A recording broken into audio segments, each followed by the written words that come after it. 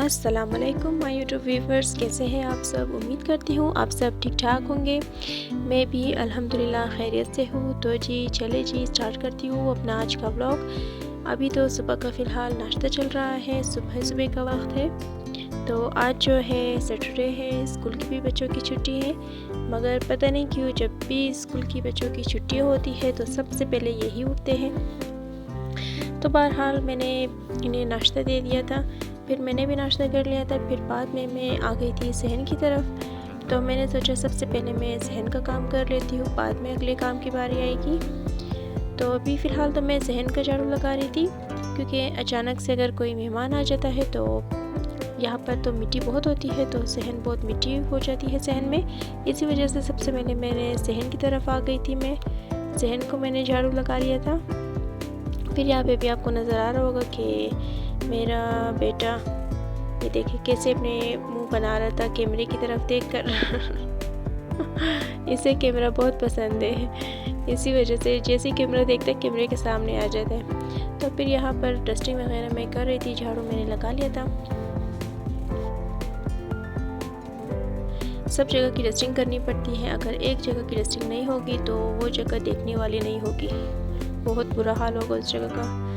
तो चले जी, यहाँ पर तो फ़िलहाल डस्टिंग चल रही है मेरी। मैं ग्रिल भी सारी डस्टिंग कर लूँगी। सिर्फ डस्टिंग से काम नहीं चलता कि बस एक डस्टिंग कर लो फुल बिल्कुल क्लियर, आपको स्प्रे कर फिर बाद में उसके ऊपर अच्छी तरह कपड़ा मारना पड़ता है। इसके अलावा साफ़ नहीं होता जब तक हम वैसे नहीं करेंगे। तो फिर अभी मैं इसे अच्छी तरह रगड़ रगड़ कर साफ़ कर रही हूँ। साफ़ हो गया है। फिर ये दरवाज़े की बारी आती है। ये है हमारे सहन का दरवाज़ा, तो इसे मैं अच्छी तरह कर लूँगी।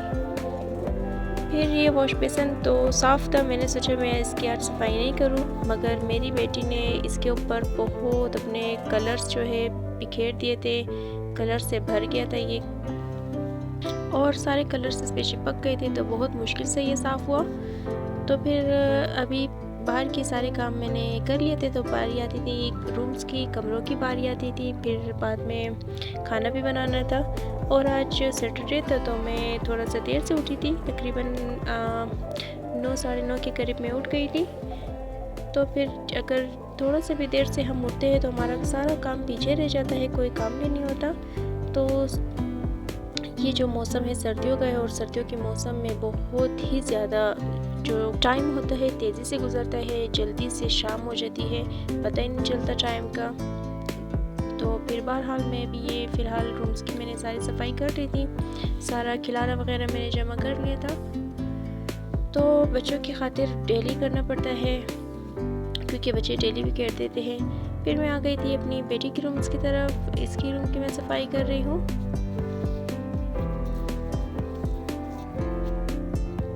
एक दिन ना करे तो कोई जगह देखने वाली नहीं होती, इसी वजह से डेली करना पड़ता है। फिर यहाँ पर मेरे सारी रूम्स की सफाई हो गई थी। फिर बारी आती थी खाना बनाने की। तो आज खाने में वो पक रहा है जो मेरे अलावा और अम्मी के अलावा किसी और को नहीं पसंद है। तो ये है शलजम की तरकारी। तो इसीलिए मैं ये शलजम के साथ साथ मैं आगे आपको कुछ और भी दिखाऊंगी कि मैं आज इनके लिए और क्या बना रही हूँ, ताकि ये अगर शलजम नहीं खाएंगे तो कुछ और तो खा सके। चलो जी, ये है शलजम, मैंने शलजम काट ली है प्रेशर कुकर में। फिर मैं इसके ऊपर टमाटर भी ऐड कर लूँगी, साथ में मैं कुछ मसाले ऐड करूँगी, जैसे कि आपको नज़र आ रहा होगा सामने स्क्रीन पर, ज़ीरा, नमक, लाल मिर्च, हल्दी और कुछ खड़े मसाले भी मैं इसमें ऐड कर रही हूँ खुशबू के लिए। तो फिर इसे मैं थोड़ा सा भून लूँगी, ज़्यादा नहीं भूनूंगी, थोड़ा सा भून लूँगी। इसकी भुनाई के बाद फिर मैं इसमें तकरीबन 3 गिलास के करीब मैं इसमें पानी डाल दूँगी। फिर मैं इसे रख दूँगी 10 मिनट के लिए प्रेशर कुकर में। चलिए जी, अब देखते हैं कि क्या रिज़ल्ट आया है। पानी इसमें थोड़ा सा पानी अभी भी बाकी है, मगर मेरे शलजम गल चुके हैं। तो इसी वजह से मैं फ्लेम थोड़ा सा तेज़ कर लूँगी चूल्हे का, ताकि इसमें जो पानी रहता है वो खुश्क हो जाए। फिर यहाँ पर मैं पिज़्ज़ा बना रही थी इनके लिए। तो यहाँ पर मैंने पिज़्ज़े का डो बना लिया था पहले से ही। फिर मैं इस पर ये कुछ केचप लगा लूँगी। फिर ये जो मैं ऊपर इस पर ग्रीन लगा रही हूँ ये है पिज़्ज़ा सॉस। फिर टोमेटो ऐड कर लूँगी इस पर। अच्छा, इस पिज़्ज़े में एक ये ख़ासियत है कि मैंने इसमें चीज़ बिल्कुल नहीं डाली है, क्योंकि चीज़ मेरे पास बिल्कुल ख़त्म हो गई थी, मुझे नहीं पता था। फिर यहाँ पर मैंने चीज़ की जगह मैंने इस पर एग रख दिया था, एग फेंट के डाल दिया था। और ये मैंने अब इस पर शिमला मिर्च ऐड कर दी है। फिर मैं कुछ प्याज काट के इस पर ऐड कर लूँगी। और ये कुछ गोश्त के पीसेस मैंने कर लिए थे, फिर इसे मैंने रख दिया था फ्राई होने के लिए मसाला लगाकर। फिर ये मैं इसमें ऐड कर लूँगी। वैसे तो आपको ये पिज़्ज़ा बहुत ही सिंपल सा और सादा नज़र आ रहा होगा, मगर इसका टेस्ट बहुत ही अच्छा था। और जिन्होंने शलजम नहीं खाया उन्होंने ये बहुत ही ज़्यादा शौक से खाया। चलिए जी, अब इसे मैं रख देती हूँ। इसे मैंने ओवन में नहीं रखा था, इसे मैंने फ्राई पैन में ही रख दिया था। तो ये बन गया मेरा पैन पिज़्ज़ा। चलिए जी, फिर मैंने ये यहाँ पर सर्व कर दिया था खाना वगैरह। खाने का टाइम हो गया था क्योंकि फिर ये मैंने हलवा बनाया था कल रात को, और शलजम भी मैंने डाल दिया था, सर्व कर दिया था। फिर खाना वगैरह खा लिया था हमने। फिर कुछ मसाले थे ये, मैंने सोचा चले इन्हें भी भर लेती हूँ।